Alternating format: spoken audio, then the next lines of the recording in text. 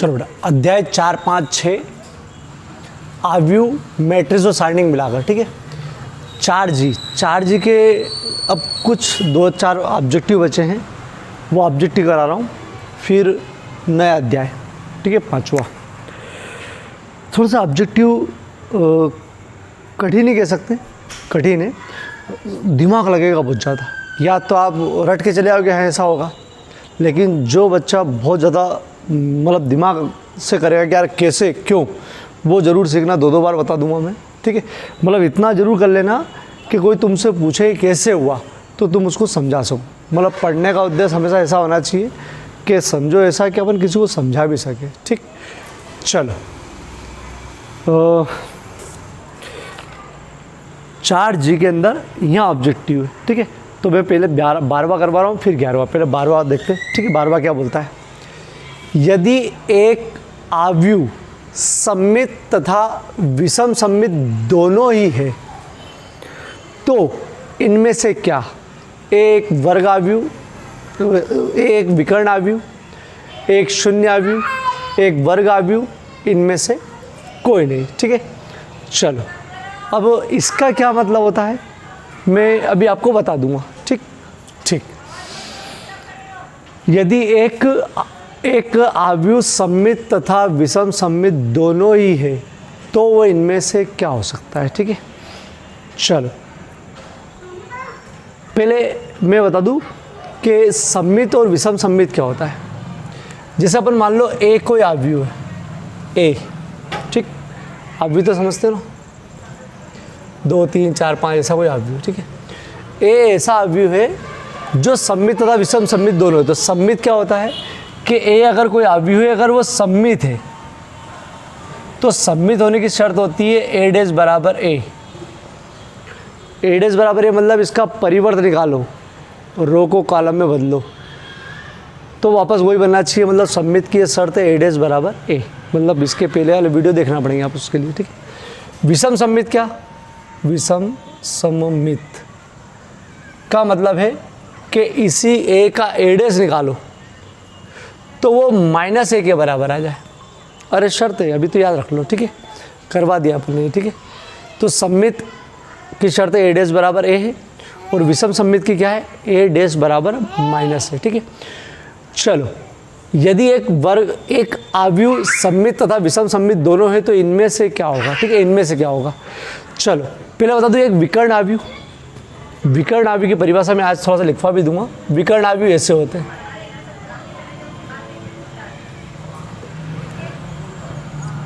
विकर्ण आव्यूह के अंदर ये जो विकर्ण होता है उसमें कुछ होता है, कुछ भी अवयव हो सकता है, बाकी सब 0-0 होते हैं। ये आज परिभाषा लिखूंगा इसकी, ठीक है। ये विकर्ण आव्यूह है। एक शून्य आव्यूह मतलब सब शून्य, ठीक, मतलब उत्तर 0, ठीक, उत्तर 0। एक वर्ग आव्यूह मतलब 2/2 का हो सकता है, 3/3 का हो सकता है, ये वर्ग आव्यूह, ठीक है।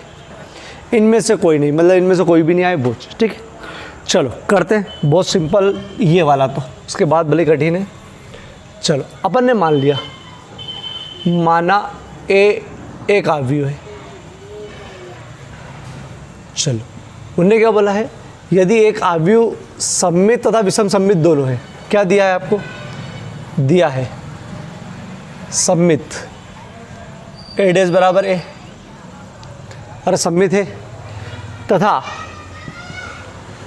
विषम सममित, ए डैश बराबर -a।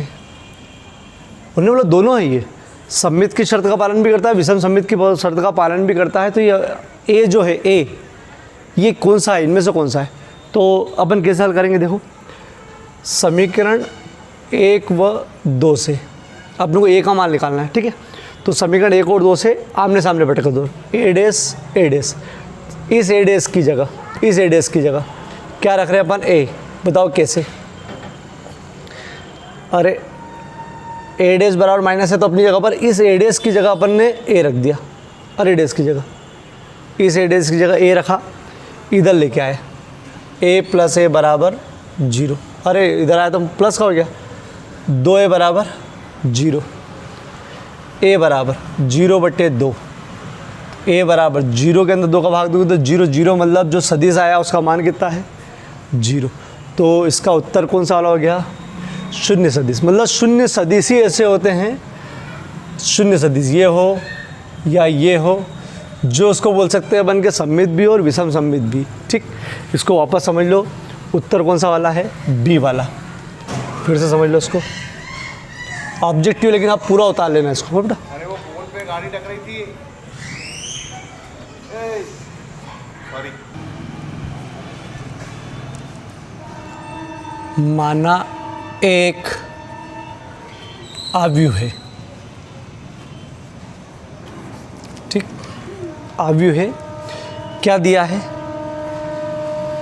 ये सममित है, सममित ए बराबर ए डेस बराबर ए। सममित की शर्त याद रख लो, विषम सममित ए डेस बराबर माइनस है, ये विषम सममित की शर्त है। ठीक है, ऑब्जेक्टिव में भी आता है सममित और विषम सममित की शर्त। समीकरण 1 से मान रख दो, इस ए डेस की जगह क्या रखो, ए डेस की जगह ए, माइनस से इधर बुलाओ, उधर कुछ भी नहीं बचा तो 0। 2a बराबर 0, a बराबर 0/2, a बराबर 0। तो ये कौन सा आव्यूह हो गया, शून्य आव्यूह। ठीक, तो उत्तर कौन सा है, बी वाला। ठीक, चलो ये पूरा ही उतारना है आपको समझने के लिए, तो बाद में समझ नहीं पाओगे आप इसको। चलो ये और कठिन है, क्या बोला है, यदि a तथा b समान कोटि के, मतलब ये 2/2 का है तो ये भी 2/2 का है, 3/3 का, 3/3 का है, के सममित आव्यूह है। सममित आव्यूह है मतलब क्या, सममित आव्यूह मतलब क्या, अगर ए की बात करें तो ए बराबर ए की बात करें तो ए डेस बराबर ए, मतलब इसका परिवर्त निकालोगे तो ए के बराबर आएगा। बी की भी बात करें तो बी डेस बराबर बी, मतलब दोनों सममित है। ठीक है, आगे बढ़ते हैं।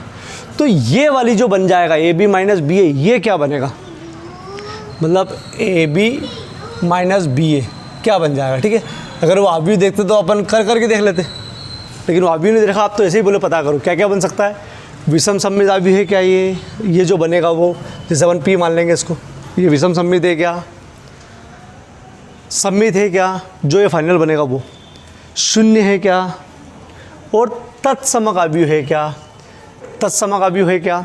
तो देखो वही कहला विषम सममित है, मतलब क्या कि इसको अगर पी मान ले तो पी डैश निकालने पर माइनस पी आना चाहिए, अगर इस पूरे को पी मान ले तो ये बन जाएगा। ठीक, सममित मतलब पी डैश बनाने पर पी आ जाए, पी डैश निकालेंगे, कैसे निकालेंगे बताऊँगा, पी बन जाए तो सममित आव्यूह।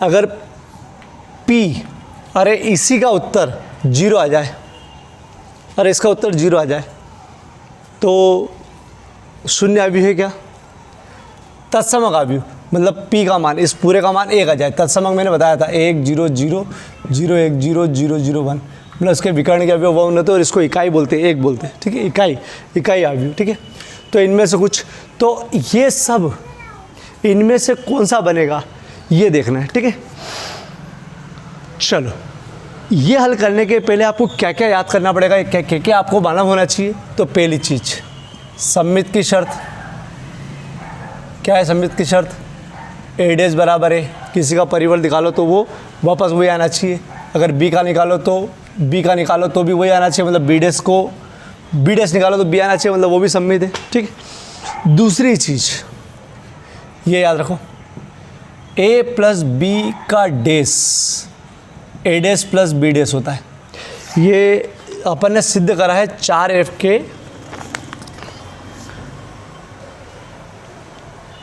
के तीसरे और चौथे सवाल में। अभी आप देख लेना, ये सवाल है ऐसे कि ए प्लस बी डैश हो तो आप पहले वाले पे डैश लगा दो प्लस बी दूसरे वाले पे डैश लगा दो। ये 4.1 के 3 और 4 सवाल में अपन ने सिद्ध भी करे। ठीक है, चलो तीसरी चीज़, ए बी पर डैश लगाओ, ए बी पर डैश लगाओ तो इसका होता है बी डैश ए डैश, मतलब ए बी डैश अगर इसको खोलना हो तो क्या लिखोगे, बी डैश ए डैश, या बी ए डैश हो तो इसको पहले और इसको बाद में, और ऐसा होता है इसका डैश को खोलोगे तो ए डैश बी डैश। ठीक, उल्टा मतलब। ठीक है, और ये 4F के एग्जाम्पल होंगे, सॉरी 4A इसमें एग्जाम्पल है 4A के 8वां 9वां, ये इसमें सिद्ध करें अपन। ठीक, आपको एक जरा सा ऑब्जेक्ट के लिए इतनी ज़रूरत पड़ेगी। और विषम सममित का तो मालूम है, पी डैश निकालो माइनस पी आ जाए तो विषम सममित, पी डैश निकालो और पी आ जाए तो सममित। पी मतलब अगर इसको अपन पी मान लेते, ठीक है। चलो मैं अब रफली बताऊँगा। रफली बताने के पहले एक चीज़ और समझा दूँ, एक बार और समझा दूँ क्या बोला है मैंने। यदि ए तथा बी दोनों समान कोटि के सममित आव्यूह, सममित आव्यूह का मतलब ये बोलता है कि ए डैश बराबर ए होता ए है और बी डैश बराबर बी है। मतलब ए का परिवर्त निकालोगे तो ए आएगा, बी का परिवर्त निकालोगे तो बी आएगा, ये बोला है उन्होंने कि ये सममित की शर्त है। तो बोले ए बी माइनस बी ए क्या होगा, विषम सममित, सममित, एक शून्य आव्यूह और तत्समक। ठीक है, ये अपने को पता करना है। ठीक है, उसके लिए क्या क्या याद करना है। एक तो ये शर्त बता दी मैंने, ये ए प्लस बी का डैश हो तो पहले वाला का डैश प्लस दूसरे वाला का डैश। अगर ये माइनस हो तो भी चलेगा, प्लस हो या माइनस हो आपको इसके ऊपर लगाना है। गुणे के अंदर गड़बड़ होती है, मैंने सिद्ध भी करा हो, ये सिद्ध करके उन्होंने भी बोला है कि ए बी पर होल डैश हो तो बी पहले लिखाएगा, ए बाद में लिखाएगा, बी डैश इंटू ए डैश। जैसे बी ए है तो ए डैश बी डैश। ठीक, चलो अब इसका पता करते हैं अपन। देखो ऑब्जेक्टिव है, जो बच्चा बहुत ज़्यादा मेहनत करके इनको समझेगा तो वो किसी को समझा पाएगा। ठीक है, नहीं तो और ये थोड़ा सा लेवल के हैं, अभी तक एग्ज़ाम में पूछे नहीं, लेकिन बड़ी एग्ज़ाम में पूछ सकते हैं कॉम्पिटिटिव और इसमें। ठीक है, चलो दिया है, ये दिया है अपन ने लिख दिया। ठीक, क्या दोनों सममित है, ए तथा बी सममित है इसलिए। ठीक, इसको पता करना है। ठीक है, तो अपन ने इसको मान लिया, माना P बराबर ए बी माइनस बी, ये अपन ने मान लिया। ठीक है, ये P है, ये P है। चलो इसको समीकरण भले एक नाम दे दो, ये P है। अब अगर अपन P डैश निकालें और वापस वो P आ जाए, P डैश निकालने पर P आ जाए तो अपन क्या बोलेंगे, इसको सममित। और P डैश निकालने पर माइनस P आ जाए तो विषम सममित। तत्समक तब जब इसको घटाने पर 1 आ जाए, तो घटाने 1 आएगा ही नहीं। ठीक, क्योंकि नियम में भी नहीं है। और ये शून्य आएगा ही नहीं, क्योंकि यहाँ पर A B minus B A same नहीं होता है, इसमें सेम नहीं होता बेटा, नहीं तो कर सकता है। लेकिन यहाँ मैट्रिक्स में ए बी का गुणा और बी ए का गुणा समान नहीं होता। बहुत बार आपने देखा होगा, इस प्रकार में ही देखा होगा कि इसमें 3/3 का आता और उसमें 1/1 का आता, मतलब ये बराबर नहीं होते। ठीक है, बहुत ईरर केस में भी बराबर होते हैं। चलो अपन इसमें ये दो चीज़ के बारे में सोचते हैं। तो पहले अपन इसको निकालेंगे P डैश, P डैश निकाल के देखते हैं। तो P डैश मतलब कैसे निकलेगा, देखो P डैश मतलब होल डैश, अरे पूरे का डैश, P डैश मतलब पूरे का डैश। ठीक है, चलो सबसे पहले ये वाला सूत्र लगाएंगे। ये वाला सूत्र मतलब इसको पहले वाली संख्या मानो और दूसरी वाली संख्या मानो।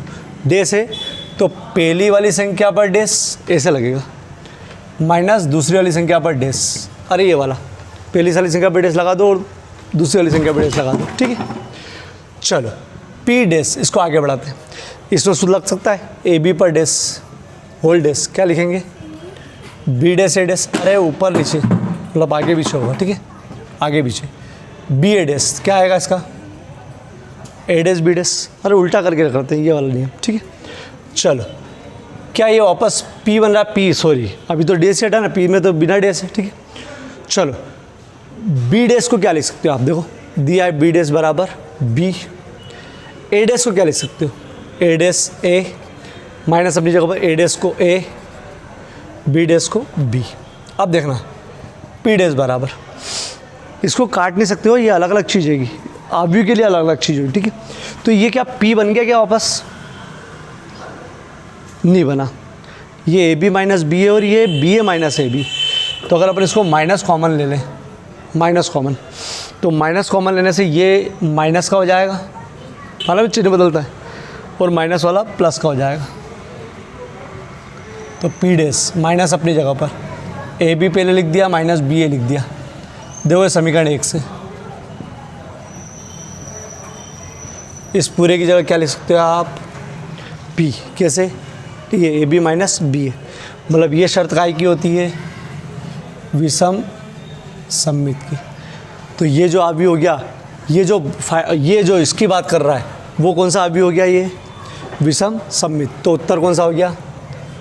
ठीक, अब ये पूरा वापस बता देखो, है जरा सा ऑब्जेक्टिव लेकिन कितने सारे सूत्र लग रहे हैं, कितने सारी चीज़ें लग रही। ठीक, तो आज के ऑब्जेक्टिव गड़बड़ है, वापस से देखो इसको। ठीक है, चलो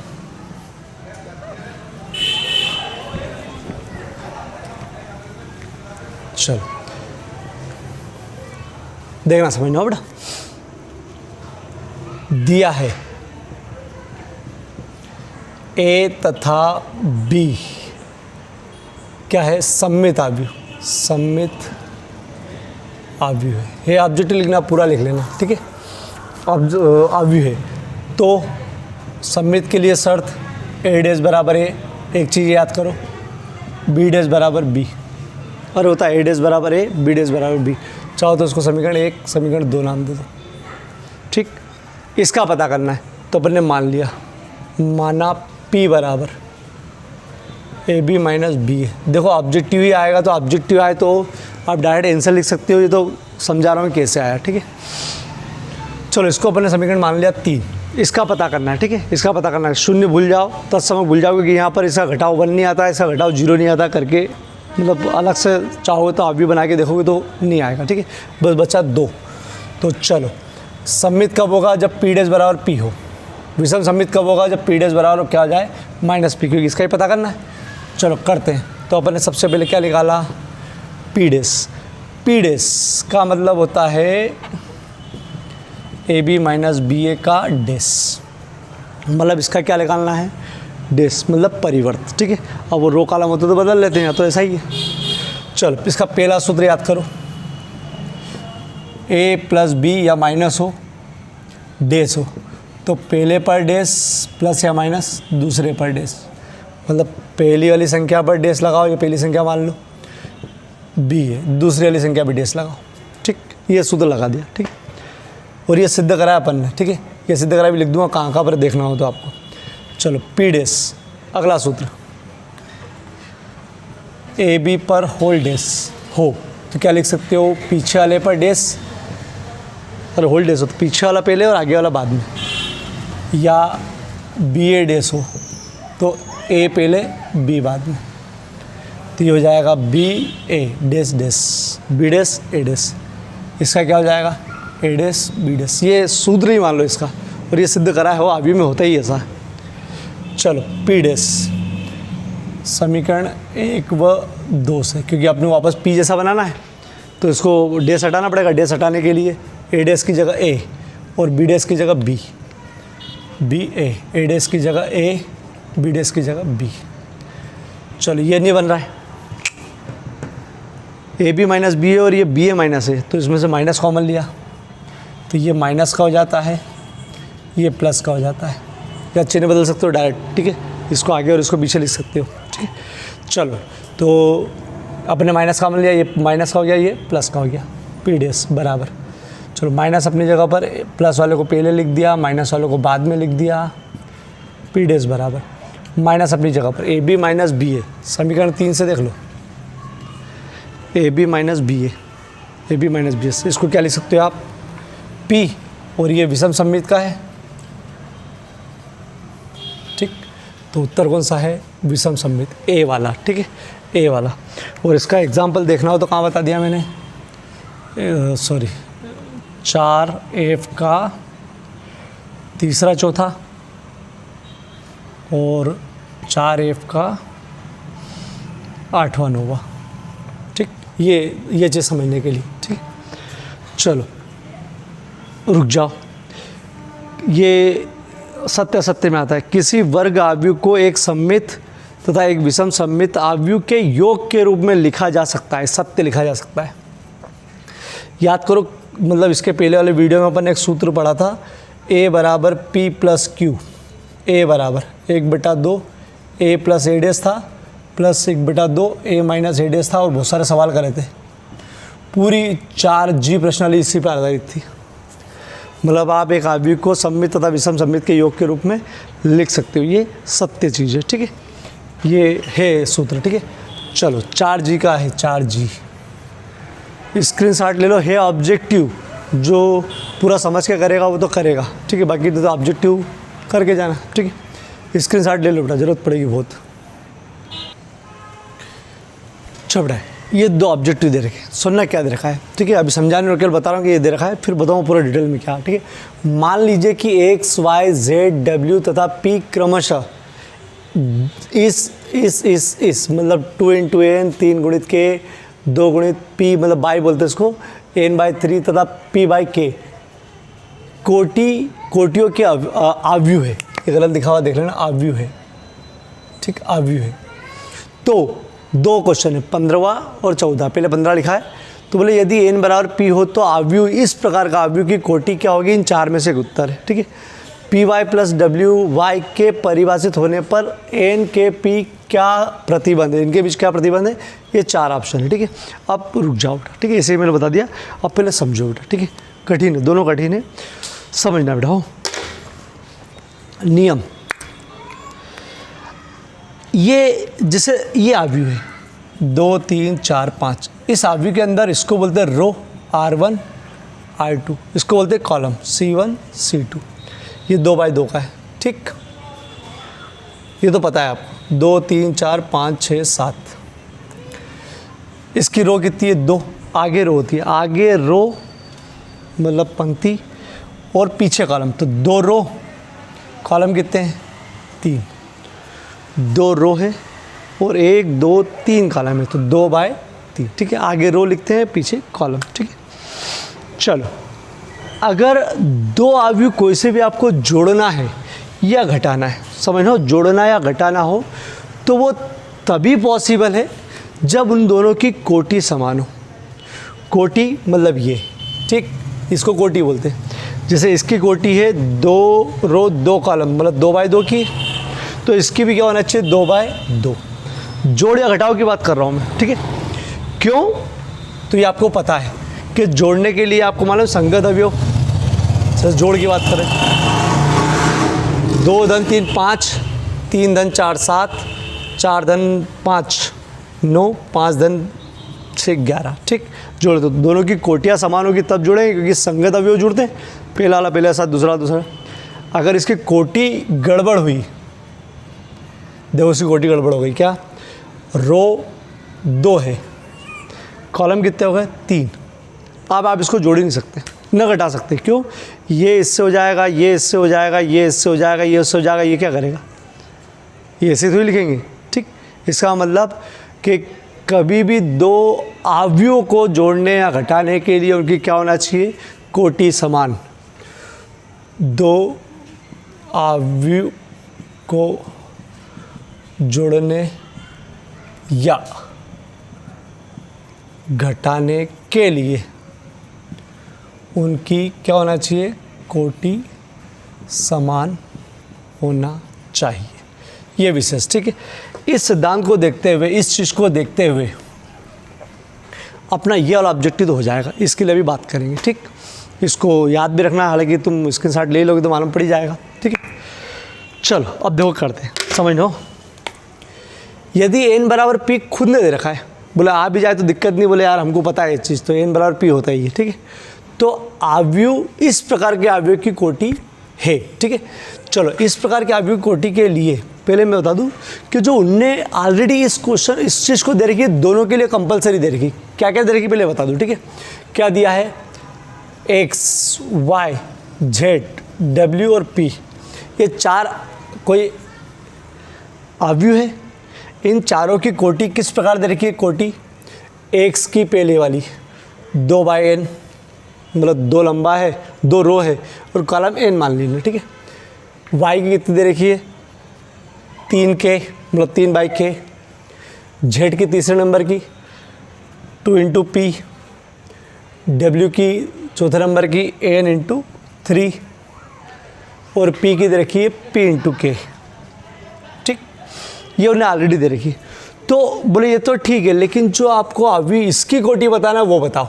तो अपन ने इसको मान लिया, कुछ भी मान लो, इसमें तो x y z सब दे रखा है, क्या मान लें अपन, q मान लो, q नहीं दे रखा है, ये तो ऐसे ही माना हो बेटा, x - 5z, ठीक। चलो, इन संख्या से हमको मतलब नहीं, क्योंकि संख्या तो गुणा हो जाता है बस आव्यूह के अंदर। आपको इनसे मतलब है, ठीक है।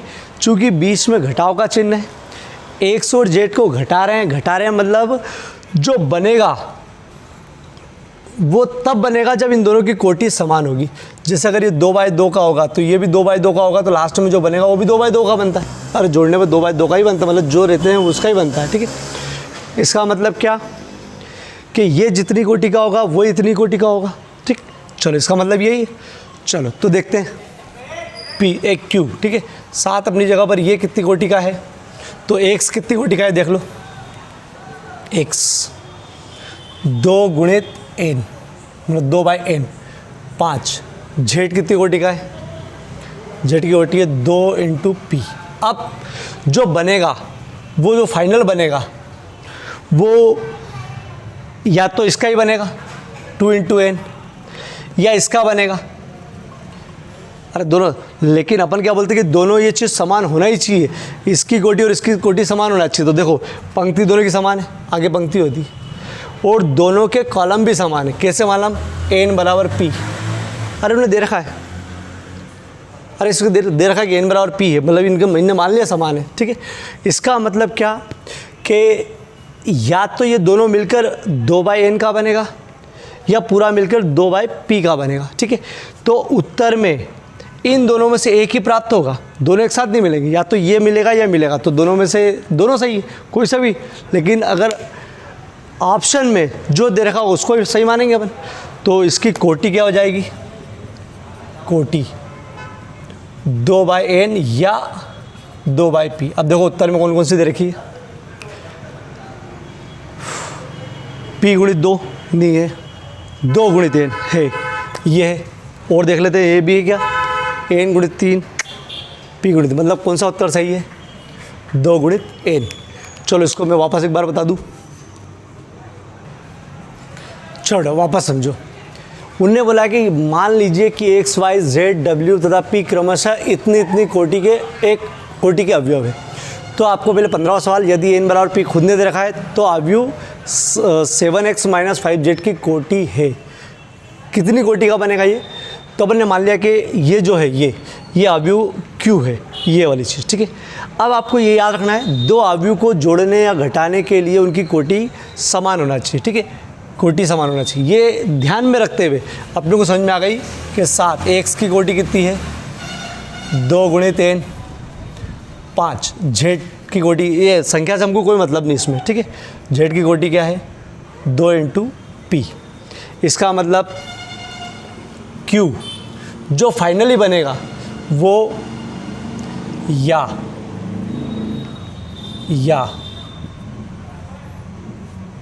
ये पूरा फाइनली बनेगा, वो या तो 2/n का होगा या 2/P का होगा, क्योंकि हल करने पर जो बनता है वो समान कोटि का ही बनता है। ये भी समान है, ये भी समान कोटि है, तो जो बनेगा वो भी समान कोटि का बनेगा।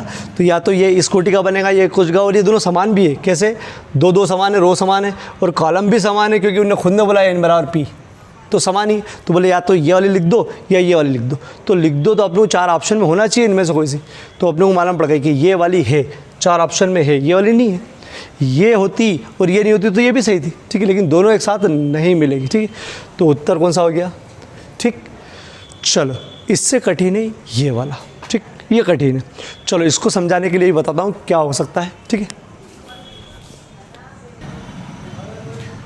चलो बेटा 14 वाला सवाल क्या कहता है अभी बता रहा हूँ मैं, उसके पहले कुछ नियम बताता हूँ। जोड़ने का नियम क्या बताया मैंने, कि जोड़ने पर दोनों की कोटि समान होगी, जोड़ने या घटाने पर तो ही दो अवयव का जोड़ होगा, और जोड़ होने के बाद जो अवयव आता है उसकी कोटि इनकी कोटि के बराबर ही होती है। ये अगर 2/2 की है, 2/2 की है तो उत्तर 2/2 का आएगा, 3/3 तो ये भी 3/3, तो उत्तर भी 3/3 का आएगा, ठीक है।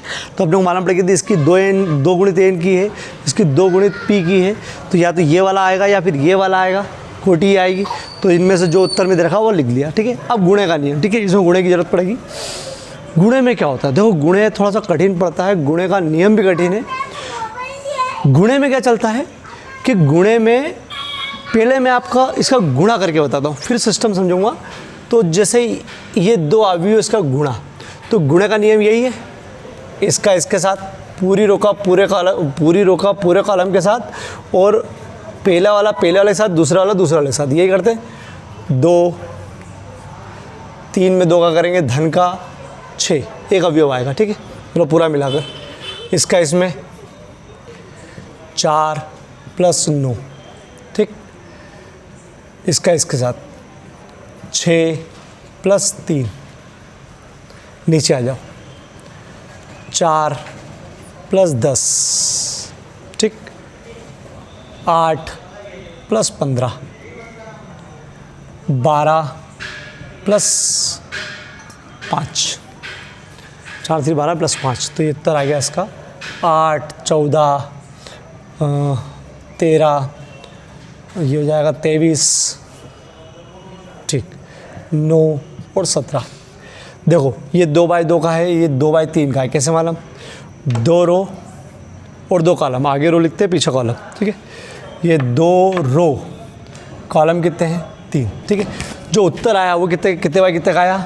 1 2, 2 रो, कॉलम कितना? 1 2 3, 3 कॉलम, ठीक। चलो अब इसका सार समझो क्या है, ठीक है।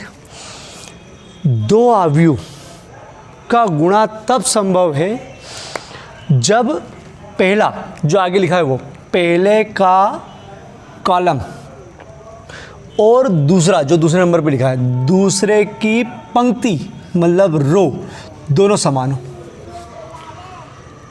ये 2 है तो ये 2 होगी, ये 3 है 3 होगी। अगर ये 2 समान है तो ही इनका गुणा पॉसिबल है।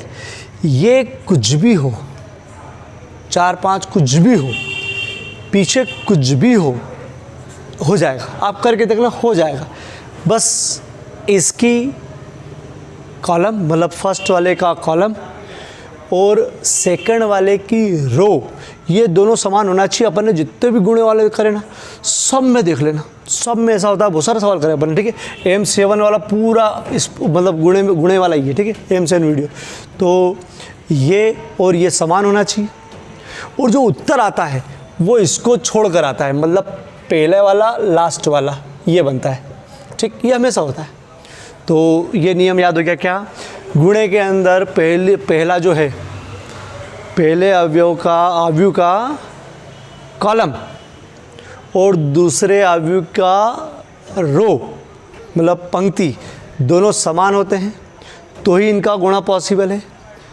और जो उत्तर आता है वो इनको छोड़ के आता है, मतलब मान लो ये हट गए कट गए तो बच्चा वाला पहला वाला और लास्ट वाला ये उत्तर आता है। जैसे ये इसका और इसका, ये कॉलम 2 है रो 3 है, आप इसका गुणा कर ही नहीं सकते।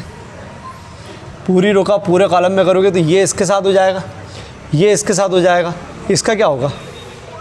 मतलब पॉसिबल ही नहीं है। लेकिन अगर इधर का कॉलम इधर का रो समान है तो इधर कुछ भी आपका गुणा हो जाएगा, मल्टीप्लाई हो जाएगा। आप देख लेना इस चीज़, ठीक है। बहुत सारा सवाल है अपने पास। चलो तो ये नियम समझ आ गया कि पहले वाले का कॉलम दूसरे वाले की रो दोनों समान हो तो गुणा होता है, मतलब यहाँ वाली चीज़ समान आएगी ही आएगी, कुछ भी हो जाए, ठीक है।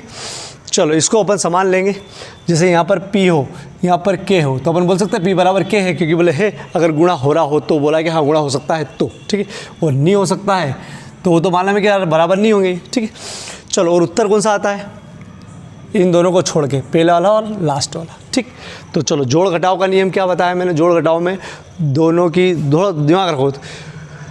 अभी तक इनमें से कोई सा भी ऑब्जेक्टिव जो 4 बताया मैंने अभी ये बताना बाकी है, इनमें से कोई सा एग्जाम मतलब MP बोर्ड में तो नहीं आया, ठीक है। बड़े बड़े कॉम्पिटिटिव एग्जाम में आ सकता है क्योंकि ये समझने के लिए बहुत लेंदी पड़ता है, कठिन पड़ता है और उत्तर याद भी रख सकते हो जिसको नहीं समझना है। लेकिन यार जिसको आगे समझाना पड़ता है कि नहीं यार समझा हुआ है तो थोड़ा सा दिमाग लगाना। मतलब सब बच्चों को तकलीफ आएगी, बहुत सारे बच्चों को तकलीफ आएगी, लेकिन आप कोशिश करना, 1 बार देखना 2 बार देखना, 2 और बताएंगे, ठीक। चलो क्या बताया था मैंने? जोड़ घटाव के लिए दोनों की कोटि समान होना चाहिए और जो उत्तर आता है वो उन्हीं कोटि का आता है जिसमें जो कोटि के वो दोनों रहते हैं, ठीक है। गुणे में क्या होता है? गुणे में पहले का कॉलम और दूसरे की रो मतलब इसके पीछे वाला और इसके आगे वाला ये समान होना चाहिए तो गुणा होता है, गुणा पॉसिबल है। और जब गुणा हो जाता है तो उत्तर आता है पहला वाला लास्ट वाला, ठीक। मतलब इसका कॉलम रो हो जाती है और पीछे ही कॉलम हो जाती है, फिर अपने आप आता है, लेकिन ये नियम याद रखना है, ठीक है। चलो अब इसी का ध्यान रखते हुए अपन इस सवाल को करने की कोशिश करते हैं और फिर करेंगे, ठीक है। क्या बताया मैंने वो भी लिख दूंगा, ठीक है। पहले का कॉलम और दूसरे की रो, ठीक। चल अब पढ़ता हूँ क्वेश्चन क्या दे रखा है। P Y plus W Y के परिभाषित होने पर, परिभाषित मतलब उन्होंने बोला पी में वाई का गुणा हो सकता है, क्योंकि परिभाषित मतलब हो सकता है। 100% बोले जो नियम का पालन करता है वो करते हैं दोनों ही। डब्ल्यू वाई भी नियम का पालन करते हैं। जब ये नियम का पालन करते हैं तो इनके बीच का जोड़ भी हो जाता है, ठीक है। परिभाषित का मतलब ये होता है कि है, अगर ऐसा है तो एन के पी क्या प्रतिबंध है, मतलब एन के पी में क्या संबंध है, क्या सूत्र बनेगा या क्या होने पर ही ऐसा होगा, ठीक है। वो अपने को निकालना है, ठीक है। मतलब फाइनली कोटी नहीं निकालना है, आप इनमें संबंध निकालना है। एक पहला बोला के बराबर 3 होना चाहिए, पी बराबर एन होना चाहिए। दूसरा बोला के बराबर स्वच्छ मतलब क्या, कुछ भी, बोले के का मान कुछ भी आ जाए बोले परवाह नहीं, हो जाता है, ठीक है। और पी बराबर 2, सी का मतलब पी स्वच्छ मतलब पी कुछ भी आ जाए बोले हो जाएगा। और के बराबर 3, ठीक है। और डी वाला के बराबर 2 होना चाहिए और पी बराबर 3। अब देखो करके देखते हैं, ठीक है, करके देखते हैं। या तो उत्तर याद रखना, नहीं तो फिर देखते।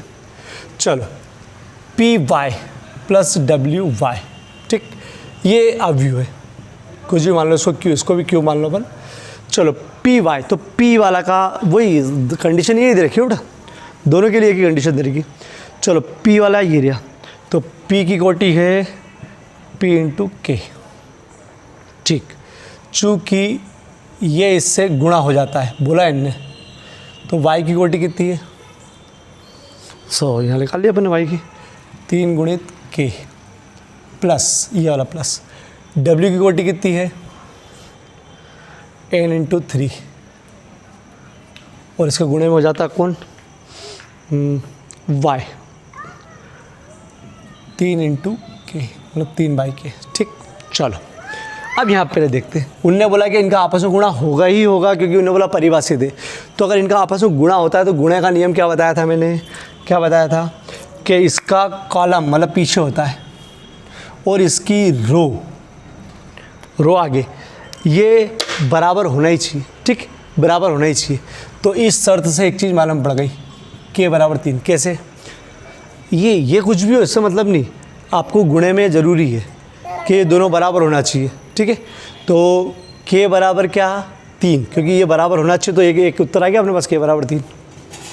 के परिभाषित है मतलब के बराबर 3 होना चाहिए, एक काम हो गया, ठीक। चलो इधर का देखते हैं, तो देखो इधर का तो है ही सही, इधर तो अपन कुछ निकाल ही नहीं, इसमें तो कुछ निकाल ही नहीं सकते अपन। देखो अरे इधर का कॉलम इधर की रो ये बराबर ही, कुछ निकाल नहीं सकते, और ये तो कुछ भी हो अपने, इसमें थोड़ी होता है। चलो अब आपको मालूम है इसका जो बनेगा पी वाई गुणा करने पर बनेगा, मेरा होता है ये आपस में कट जाते हट जाते, बनता क्या है पी क्रॉस के, और ये बनता है, और ये बनता है प्लस डब्ल्यू वाई, 3 कट जाते हट जाते, बचा क्या एन क्रॉस के। चलो अब बीच में काय का चिन्ह है इनके, प्लस का, मतलब इसकी कोटि हो गई p/k, इसकी कोटि हो गई n/k। चल अब आपको मालूम है कि ये अब बीच में जोड़ है, तो जोड़ तब पॉसिबल है जब कोटि समान हो, कोटि समान मतलब p क्रॉस k बराबर n क्रॉस k, यही बोला ना, ये कोटि और ये कोटि समान हो तब जाके इनका प्लस होता है। तो आपको ये मालूम है कि ये इसके बराबर होगा और k इसके बराबर होगा, तो k बराबर k तो है ही सही, बचा कौन p बराबर n, और ये बराबर होगा तभी तो पॉसिबल है। तो इसका मतलब क्या कि k तो बेचारा बराबर ही से, बचा कौन p बराबर n, तो इससे उत्तर क्या आ गया p बराबर n। तो इस पूरे में अपने को दो चीज़ समझ में आई, क्या कि गुणा इसका पॉसिबल होने के लिए ये दोनों बराबर होना चाहिए, इसका कॉलम इसकी रो, इसमें ये होना चाहिए, इसमें ऑलरेडी बराबर है। फिर इनका जो बनेगा उसकी कोटि होगी इसको छोड़कर ये जो बनेगा इसकी कोटि होगी ये, ठीक है। इसका मतलब जब बीच में जोड़ का चिन्ह है और जोड़ हो सकता है इनका, इसका मतलब ये दोनों कोटि समान होगी, कोटि समान होगी मतलब रो के बराबर होगी, कॉलम के बराबर होगा। तो ये जोड़ का नियम है बेटा, इधर वाला जोड़ का नियम, तो p बराबर n होगा, ये सूच पड़ गई। और k बराबर k, वो तो है ही सही। तो अपने पास ये दो उत्तर आ गए, ये दो उत्तर पूरे पूरे इसमें होना चाहिए। देखो कैसे, लो पहले नंबर पे ये k बराबर 3 और p बराबर n, इसका दोनों एक साथ हो, ये पूरा परिभाषा होने के लिए दोनों चीज़ होना ही चाहिए। चलो k बराबर स्वच्छ, k का मान 3 आ रहा है, स्वच्छ मतलब कुछ भी ले लो क्या, p बराबर, ये तो हो गया, ख़त्म ही हो गया। p बराबर स्वच्छ, तो p बराबर n के बराबर होना चाहिए, स्वच्छ कुछ भी थोड़ी। एक k बराबर 3, तो बोले स्वच्छ मतलब कुछ भी, लेकिन नहीं, उन्हें बोला n के बराबर होना चाहिए। k बराबर 2, k बराबर 3 आ रहा अपना, तो ठीक, इसका मतलब उत्तर ये। मैं फिर बोल रहा हूँ कि यार ये समझने के लिए कठिन है और समझने का नियम तो यही है। मैं एक बार और कोशिश करता हूँ, ऐसा समझ लो कि किसी को समझा सको, नहीं तो मैंने लास्ट ऑप्शन बता दिया। 4 ऑब्जेक्टिव है, इससे बना के कुछ भी नहीं देंगे। आप चाहो तो याद करके जाना, जो नहीं कर पाए, जो ज़्यादा उलझे, भयंकर ज़्यादा उलझे, कोशिश करने के बाद भी उलझे, तो वो नहीं तो माइंड में टेंशन लेके बैठा रहेगा, ठीक, नहीं तो 1-2 बार देखोगे तो हो जाएगा बेटा, ठीक।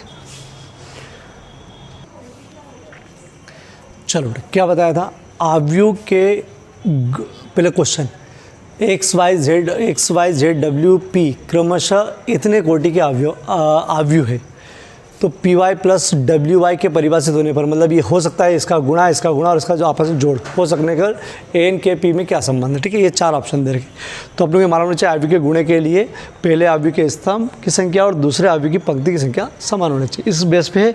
और जोड़ने के लिए दोनों की कोटि समान होना चाहिए, ठीक है, ये अपने को मालूम है। चलो क्यू मान लिया उसको बेटा, पी का है P इंटू के, वाई का है 3 इंटू के, W का है n इंटू 3 और y का है, यही लिखा है y का 3 इंटू के, ठीक। तो ऊपर वाले नियम से क्या समझ में आ गया, ऊपर वाले नियम से कि ऐसा गोला k बराबर 3, एक चीज़ आ गई, ठीक, k बराबर 3। अब आगे बढ़ते हैं, जब आप इसका p और y का गुणा करते हो तो इसकी जो कोटि बनती है वो इसको हटा के बनती है p क्रॉस k। अरे अब याद रखो, ये कट जाता है आपस, ठीक है। w y की जो कोटि बनेगी ये कट जाएंगे, तो बनेगा n इंटू के। चलो जोड़ के लिए क्या होना चाहिए, कोटि समान, ये अपने को पता है, जोड़ के लिए कोटि समान होनी चाहिए, अर्थात P बराबर n, K बराबर K, तो ये तो है ही सही।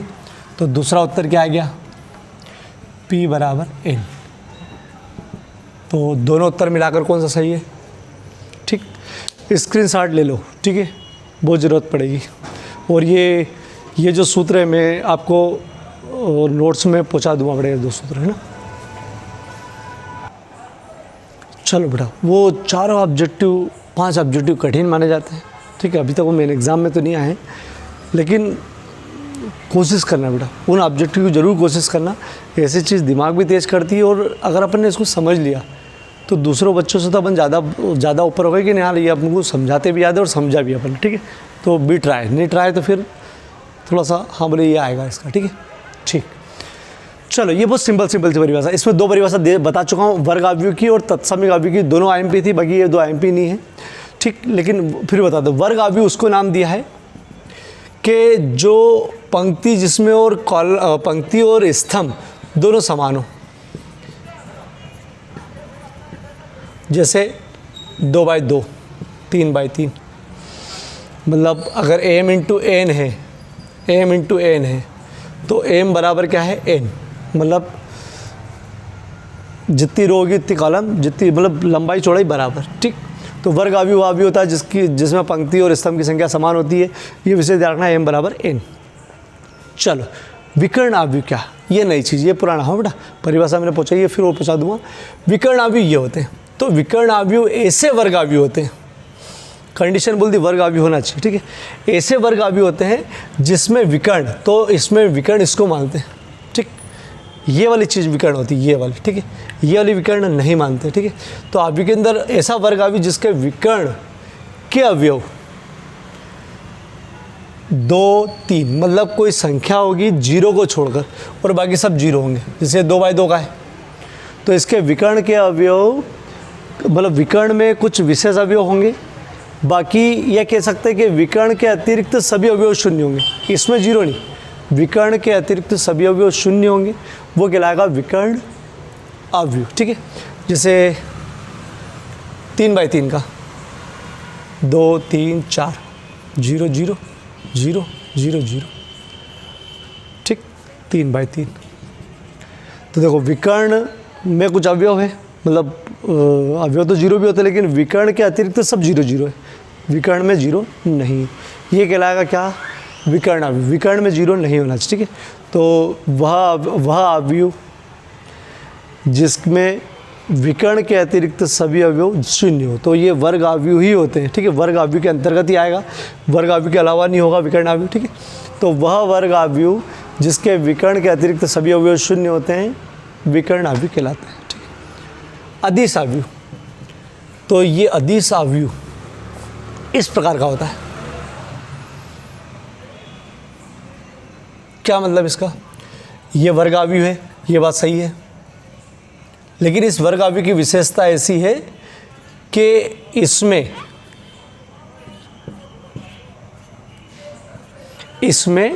विकर्ण के अवयव समान है। समान मतलब ए तो ए, बी बी बी, विकर्ण के सभी अवयव समान होंगे और अन्य अतिरिक्त अवयव सब क्या होंगे, शून्य, वो कहलाएगा अदिश अवयव। अदिश अवयव क्या, विकर्ण के सभी अवयव समान होंगे, 0 नहीं बेटा, समान होंगे, और शेष अवयव क्या होंगे, शून्य, वो कहलाएगा अदिश अवयव। ठीक है, अदिश अवयव। तत्समक अवयव क्या, तो तत्समक अवयव ये होता है, ये हो चुका है बेटा, बहुत IMP है, एग्जाम में आता है। वह वर्ग अवयव, ये भी वर्ग अवयव, वह वर्ग अवयव जिसके विकर्ण के सभी अवयव 1 1 1 होंगे। अगर 2/2 का है तो विकर्ण के सब अवयव 1 1 होंगे, शेष अवयव क्या होंगे, शून्य। ठीक है, और इसको I से लिखते हैं, 2/2 का ऐसा लिख सकते हैं, 3/3 का ऐसा लिख सकते हैं। ठीक है, चलो बहुत सिंपल सी चीज़ है, ये भी वर्ग अवयव, यही वर्ग अवयव, यही वर्ग अवयव, यही वर्ग अवयव, ये प्योर वर्ग अवयव। अगर वर्ग अवयव की परिभाषा बोले तो इसके पंक्ति और स्तंभ समान होते हैं, संख्या समान होती है। विकर्ण, इसमें वह वर्ग अवयव हो, शुरुआत वही से, वह वर्ग अवयव जिसके विकर्ण के अतिरिक्त सभी अवयव शून्य होते हैं। वह वर्ग अवयव जिसके विकर्ण के अतिरिक्त सभी अवयव शून्य, फिर से क्या, वह वर्ग अवयव जिसके विकर्ण के अतिरिक्त सभी अवयव शून्य होते हैं। अदिश, वह वर्ग अवयव, शुरुआत वर्ग अवयव जिसके विकर्ण के अवयव समान होते हैं, शेष अवयव शून्य होते हैं। विकर्ण के अवयव समान होते हैं, शेष अवयव शून्य होते हैं। तत्समक अवयव, वह वर्ग अवयव जिसके विकर्ण के अवयव 1 1 1, केवल 1 1 1 होते हैं, शेष अवयव शून्य होते हैं, वो तत्समक अवयव कहलाते हैं। इसे I से लिखते हैं। ये चारों परिभाषा पहुँचा दूंगा, ये 2 बहुत IMP है जो मैं पहले भी करवा चुका हूँ। अच्छा, एक ऐसा अवयव कौन सा होगा जो चारों को परिभाषित कर सकता है, ऐसा कोई सा अवयव जो चारों को परिभाषित कर सकता है, तो बिल्कुल है A बराबर 1 0 0 0 1 0 0 0 1, या A बराबर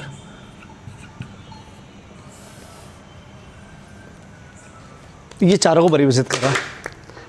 कैसे, दोनों वर्ग अवयव जिसमें पंक्ति और स्तंभ की संख्या समान होती है, 3/3 3/3।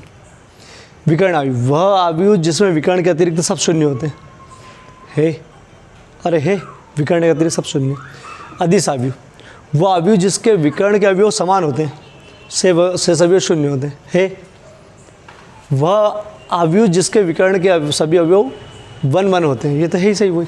ठीक, तो क्लियर होगा चारों। ये मैं लिखवा के पहुँचा दूंगा, अभी मैं न तो परिभाषा लिखवा रहा हूँ, कुछ भी नहीं, मैं पहुँचा दूंगा इसकी परिभाषा। ठीक है, ये 2 की मैं पहुँचा चुका हूँ, फिर से पहुँचा दूंगा, और इसके भी, ठीक है, जितने भी सूत्र हैं। अब अपन नेक्स्ट में सारणिक शुरू करेंगे। ठीक, चलो बेटा,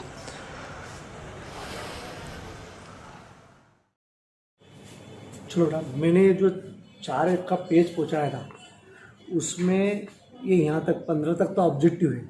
ठीक, उसके बाद ये कुछ परिभाषा मैंने लिखी थी, ये सब मैंने आपको समझा भी दी है और मैंने आपको नोट्स में पूछा भी दूंगा या पूछा दी है, तो इसको आपको देखने की ज़रूरत नहीं है, ठीक है। इसमें टेंशन पाना ये सब हो चुकी है, ठीक है। केवल यहीं तक का है, मतलब आजकल मैंने 5 ऑब्जेक्टिव ही करवाए हैं, वो मैं बता दूँ कौन कौन से हैं और ये परिभाषा बताइए। वो करवाए हैं मैंने 11, 11, 12, 13, 14, 15। ये एग्ज़ाम में तो नहीं आए हैं, लेकिन आप करके जरूर रख लेना, ठीक है। और इसके नीचे वाली चीज़ नहीं है, नेक्स्ट वीडियो में अगला अध्याय, ठीक है।